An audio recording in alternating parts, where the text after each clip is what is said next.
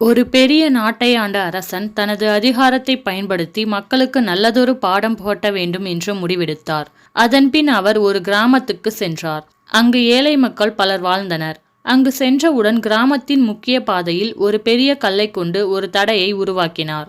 அந்த கல்லை பாதையில் வைத்துவிட்டு அருகில் ஒரு மரத்தின் பின்னால் மறைந்து என்ன நடக்கிறதென்று பார்த்தார். காலையில் தொடங்கி ஒவ்வொருவராக அந்த வழியாக நடந்து சென்றனர். முதலில் ஒரு கடைக்காரர் வந்தார். அவர் அந்த கல்லை பார்த்து, இந்த அரசாங்கம் நம்மை பற்றி கவலைப்படுவதே இல்லை, இதை யாராவது எடுத்து அப்புறப்படுத்தினால் பரவாயில்லை என்று கூறி வழிமாறி சென்று விட்டார். அடுத்து ஒரு விவசாயி வந்தார். அவர் தனது எருது வண்டியை நிறுத்தி கல்லை பார்த்தார். இந்த கல்லை யாராவது எடுத்து வைப்பார்களா? நம்மால் முடியாது என்று புலம்பிவிட்டு சென்று விட்டார். இப்படி பலர் வந்து சென்றனர். ஆனால் யாரும் கல்லை நகர்த்த முயலவில்லை. சிறிது நேரம் கழித்து ஒரு பரதேசி வந்தார். அவர் அங்கு கல்லை பார்த்ததும் இந்த கல் மற்றவர்களுக்கு தொந்தரவாக இருக்கும் என்று நினைத்து அதை நகர்த்த முயற்சித்தார். மிகவும் கடினமாக இருந்தாலும் தனது முழு திறமையையும் பயன்படுத்தி அவர் கல்லை நகர்த்தினார். கல்லை நகர்த்திய பின் கீழே ஒரு பெரிய பாத்திரம் இருந்தது. அதில் தங்க நாணயங்களும் ஒரு தகட்டில் எழுதப்பட்ட துறவி மொழியும் இருந்தது. அதில் எழுதப்பட்டிருந்தது,